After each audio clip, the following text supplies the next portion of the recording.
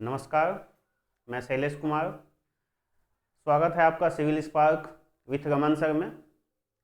और मैं आप लोगों को केमिस्ट्री पढ़ाऊंगा। तो सबसे पहले हम जो कि है इंजीनियरिंग में केमिस्ट्री का क्या महत्व है, हम इसको पहले समझते हैं। क्या है कि आप कोई भी ब्रांच के स्टूडेंट हो, चाहे वो मैकेनिकल, इलेक्ट्रिकल, सिविल या फिर इलेक्ट्रॉनिक्स या कंप्यूटर, कोई भी ब्रांच के हो, आप किसी भी मैटर का जब यूज करते हैं तो वो क्या देखते हैं कि उसका गुणवत्ता कैसा है, वो मटेरियल है कैसा, है ना। तो मैटर का जो इंटरनल पार्ट का जब हम स्टडी करते हैं तो कहीं ना कहीं हमको केमिस्ट्री पढ़ना पड़ता है। क्वेश्चन ये आता है ना कि भाई कि केमिस्ट्री हम क्यों पढ़ें। केमिस्ट्री पढ़ना बहुत ही जरूरी है हम किसी भी मैटर के बारे में जानने के लिए। हम कोई भी मैटर का यूज कर रहे हैं तो उसमें मुझे जो कि है उसके बारे में वो जानना जरूरी है। तो आप लोगों को सेमेस्टर जो इलेक्ट्रिकल मैकेनिकल वाले हैं ग्रुप 1 के, उनको जो कि है केमिस्ट्री पढ़ना है फर्स्ट सेमेस्टर में, और जो सिविल इलेक्ट्रॉनिक्स के स्टूडेंट हैं उन्हें केमिस्ट्री पढ़ना है सेकेंड सेमेस्टर में। तो इसका हम सबसे पहले क्लास स्टार्ट करें तो इससे पहले कि हम जो कि है स्टार्ट करते हैं, सिलेबस देखते हैं पहले इसका कि ये सिलेबस इसका है क्या। देखते हैं।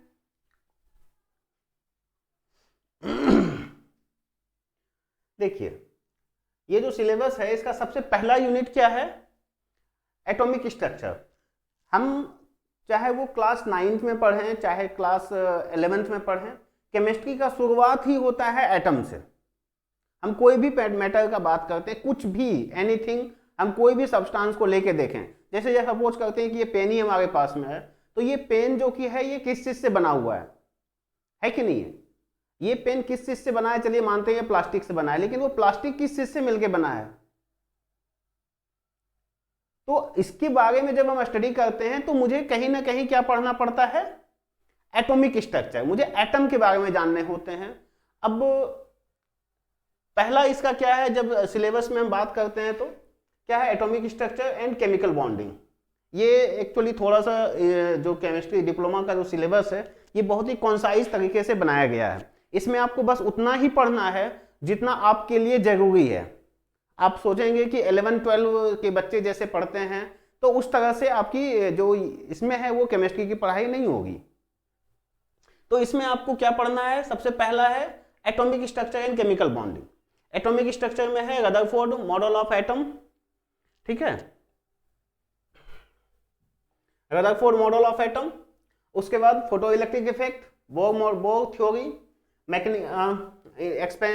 Expressions of energy and mechanical model of atom, de Broglie relationship, Heisenberg uncertainty principle, quantum number, ये सभी जो हैं पढ़ने हैं। लेकिन इसको पढ़ने से पहले जो कि है आप लोगों को बहुत सारे चीजों के बारे में पढ़ना पड़ेगा, तभी आपको इससे फायदा हो पाएगा। तो हम कोशिश करेंगे कि आप लोगों को अधिक से अधिक कंटेंट प्रोवाइड करने का, अच्छे से समझाने का, क्योंकि जब तक आप अच्छे से समझेंगे नहीं तब तक जो कि है आप एग्जाम में लिख नहीं पाएंगे। तो कोशिश करना है हम जो पढ़ाएंगे उसको समझना है अच्छे से। आपको जो भी डाउट हो आप ईमेल के माध्यम से या ऐप में जो मैसेज सेक्शन है उसके माध्यम से आप डाउट हमसे पूछ सकते हैं। हम हमेशा आपकी हेल्प के लिए तैयार रहेंगे। हम लोग पूरी टीम ये हमेशा कोशिश करते हैं कि कम से कम पैसों में, कम से कम फी में आपको अच्छे से अच्छे गुणवत्ता की पढ़ाई जो की है हम प्रोवाइड करा सकें।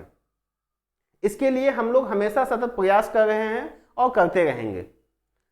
तो इसमें देखते हैं सबसे पहला क्या है, atomic structure and chemical bonding में नेक्स्ट आता है orbital, poly exclusion principle, Hund's rule of maximum multiplicity, concept of chemical bonding, ठीक है, फिर polar and non polar bond. तो देखिए एटॉमिक स्ट्रक्चर में मुझे कितना पढ़ना है जी? इतना सा पढ़ना है, और ये जो कि है आपको हम 10 से 12 लेक्चर में इतना सा खत्म करवाएंगे, इतना सा पढ़ाएंगे। हम कोशिश करेंगे कि आपको इतने अच्छे से समझावें कि आपको कोई डाउट ही ना रहे, अगर रहे भी तो आप पूछें हमसे, ठीक है। दूसरा क्या है?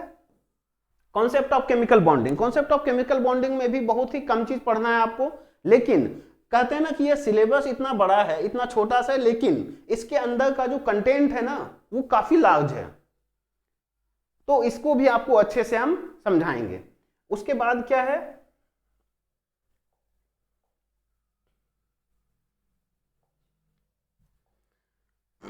इसके बाद है वाटर। वाटर में क्या है भाई, इंट्रोडक्शन, सोर्सेस ऑफ वाटर। अब देखिए वाटर चैप्टर हम क्यों पढ़ते हैं भाई, वाटर हमारे लिए बहुत ही ज्यादा इंपॉर्टेंट है। हम जानते हैं कि हमें सांस लेने के लिए सबसे जो मोस्ट इंपॉर्टेंट है वो क्या है, ऑक्सीजन है, और सेकेंड मोस्ट इंपॉर्टेंट थिंग्स वो हमारे लिए क्या है, वाटर है।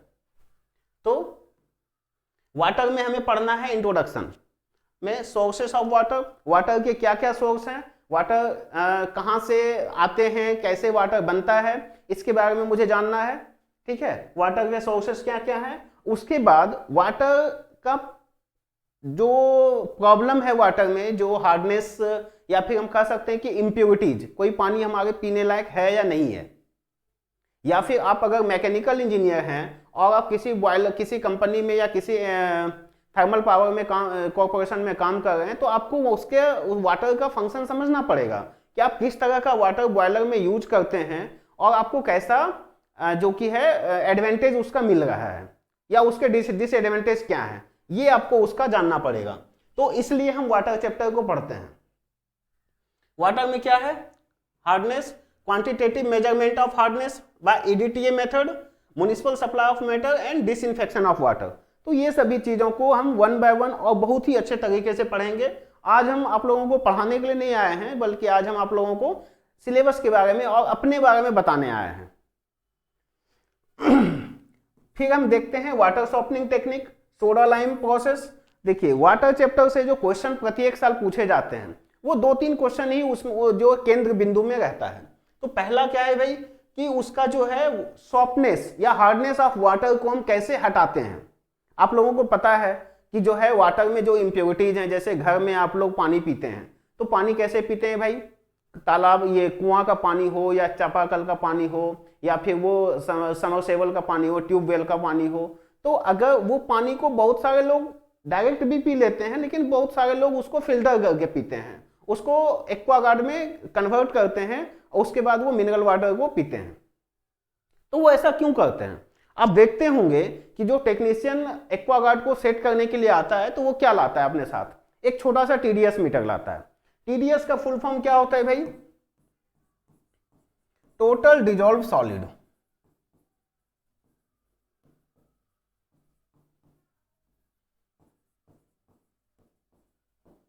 ठीक है, टोटल डिजॉल्व्ड सॉलिड। उस वाटर में कितना पार्टिकल सॉलिड का डिजॉल्व है, वो सॉलिड है क्या, वो सॉलिड किसी न किसी रूप में सॉल्ट के फॉर्म में है। हम सब बताएंगे इसको, वो किसी न किसी फॉर्म में सॉल्ट के फॉर्म में है और उसी सॉल्ट को हम हटाते हैं। इसके हटाने के कुछ प्रोसेसेस हैं, जैसे सोडा लाइम प्रोसेस है, EDTA मेथड है, जियोलाइट मेथड है, ये सभी मेथड के बारे में हमें पढ़ना है। तो वाटर में ये है, इससे 2-3 क्वेश्चन हमेशा एग्जाम में हर साल पूछे जाते हैं। EDTA मेथड से हम वाटर को कैसे सॉल्व करेंगे भाई, सोडा लाइम प्रोसेस से कैसे वाटर को सॉल्व करेंगे, वाटर को डिसइंफेक्ट कैसे करेंगे, वाटर में अगर माइक्रो ऑर्गेनिज्म, बैक्टीरिया, फंगस ये सब मिल गया है तो हम वाटर को क्लीन अप कैसे करेंगे। तो ये मुझे जो कि है देखना है, इसमें हमको ये पढ़ना है। उसके बाद नेक्स्ट है इंजीनियरिंग मटेरियल। इंजीनियरिंग मटेरियल में क्या हमें पढ़ना है, इंजीनियरिंग मटेरियल क्या है, नाम से ही लगता है कि इंजीनियर्स अगर किसी मटेरियल का यूज करते हैं, हम आपको क्लास के स्टार्टिंग में ही बताए थे कि हम किसी भी मटेरियल का जब यूज करते हैं, चाहे हम इलेक्ट्रिकल में किसी वायर का ही यूज क्यों ना करें, हमको ये देखना पड़ता है ना कि उसका रेसिस्टेंस कैसा है भाई। मोटर में हम कैसा वायर का यूज करेंगे, बल्ब जलाने के लिए किस तरह के वायर का यूज करेंगे। तो ठीक उसी तरह से मैकेनिकल वाले भी मटेरियल का यूज करते हैं, सिलेक्शन करते हैं। तो हमें कौन से काम के लिए कैसे मटेरियल का यूज करना है ये हमें कौन बताएगा, इंजीनियरिंग मटेरियल चैप्टर में। इसमें क्या है देखते हैं, देखिए इसमें जो है natural occurrence of metals. Metal है क्या, है ना, धातु, और इसको ये क्या है भाई, कहाँ पाया जाता है, किस स्टेट में रहता है, हमको वो जानना है। उसके बाद मेटलर्जी में जानना है brief account of general principles of metallurgy. Metallurgy process क्या है, धातु कर्म, उसको हिंदी में कहते हैं मेटलर्जी। इट मीन्स कि जमीन के अंदर से जो हमने मिनरल्स को निकाला, उस मिनरल्स से हमको वो धातु बनाने में, जैसे कि फॉर एग्जांपल हम एग्जांपल लेते हैं लोहा का, आयरन का, तो आयरन का ओर्स क्या है, हेमेटाइट। हेमेटाइट ओर्स को हम मिनरल्स के फॉर्म में जमीन के अंदर से निकालते हैं, और उसके बाद हेमेटाइट ओर्स को कन्वर्ट आयरन में करने का जो प्रोसेस है, इस प्रोसेस को क्या कहते हैं, मेटलर्जी। तो इस मेटलर्जी में बहुत सारे स्टेप्स को फॉलो करना होता है, हमें वो सभी चीज को इसमें पढ़ना है। नेक्स्ट है, उसी में आता है gang, flux and slag. Extraction of aluminium, हमें एल्यूमिनियम के बारे में पढ़ना है, और iron and copper from there important ores along with reactions. अलवाय के बारे में पढ़ना है, क्योंकि कोई भी मेटल जो है, हम अगर वो मेटल डायरेक्टली यूज नहीं कर सकते हैं, तो हम ये देखते हैं ना कि कोई भी 2 या 2 से अधिक मेटल को यूज कर देते हैं तो क्या बनता है, ठीक है, इसलिए हम अलॉय का यूज करते हैं। तो अलॉय में क्या है, purpose of alloying, ferrous and non ferrous alloy with suitable examples, ये सब हम बताएंगे, 1 बाय 1 सब बताएंगे, आप लोग टेंशन न लें, बस जल्दी से आप लोग इन्वॉल्व हो, जल्दी से आप लोग ज्वाइन करें और आनंद लें civil sparks with Raman sir में।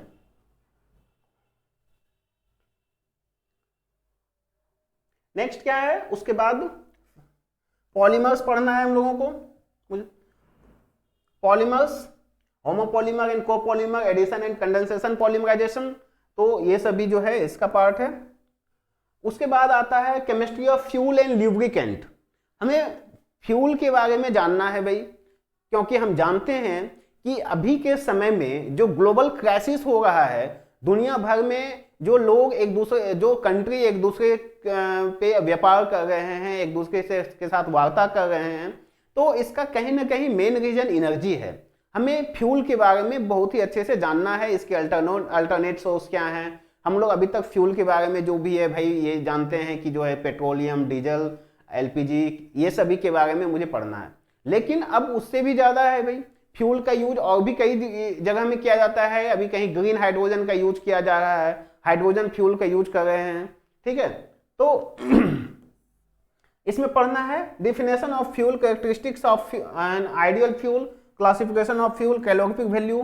कोई भी फ्यूल हम यूज करते हैं तो हम ये देखते हैं कि कितना फ्यूल जलाने के बाद कितना एनर्जी रिलीज हो रहा है। अगर हम कोई ऐसा फ्यूल का यूज कर रहे हैं कि जिसमें बहुत ज़्यादा एनर्जी, फ्यूल को हम जला दें, कम से कम एनर्जी यूज हो, क्या वो फ्यूल हमारे लिए सुटेबल है? बिल्कुल नहीं है भाई। हम जो है बोरा भर के जो है फ्यूल को लेके जाएं और उससे 2 घंटे में काम का तमाम हो जाए, तो उस तरह का फ्यूल का क्या यूज है? तो इससे कौन सा है भाई? उसके बाद फ्यूल अभी तक का जो सबसे लेटेस्ट है हाइड्रोजन, ग्रीन हाइड्रोजन, जो भी रेडियो एक्टिव एलिमेंट्स हैं जैसे uranium, thorium, neptunium, plutonium etcetera, ये सभी जो भी हैं, हम इस तरह के रेडियो एक्टिव आइसोटोप्स का यूज करते हैं। ठीक है, HCV, higher calorific value and lower calorific value, determination of calorific value by using bomb calorimeter, तो ये सभी जो है देखना है।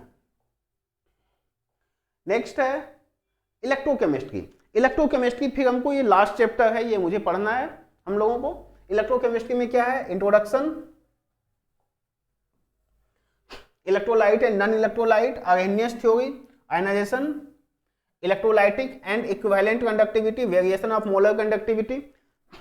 देखिए डिप्लोमा के बच्चे क्या है कि वो most of the student 10th pass करके आते हैं, तो 10th तक में उसको जो भी साइंस पढ़ाई जाती है वो पढ़ते हैं, लेकिन उसके आगे की साइंस उसके लिए थोड़ा सा डिफिकल्ट हो जाता है।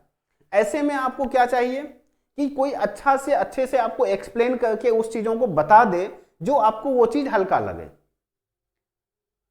तो इस एक्सपीरियंस को फील करने के लिए आपको जुड़ना चाहिए ये civil sparks by Raman sir में।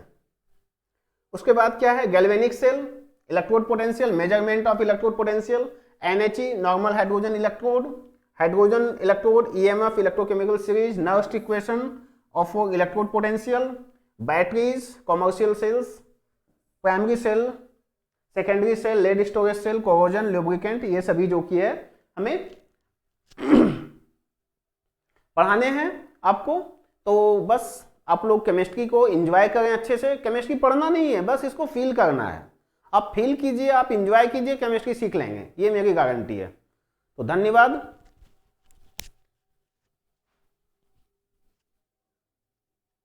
रमन सर।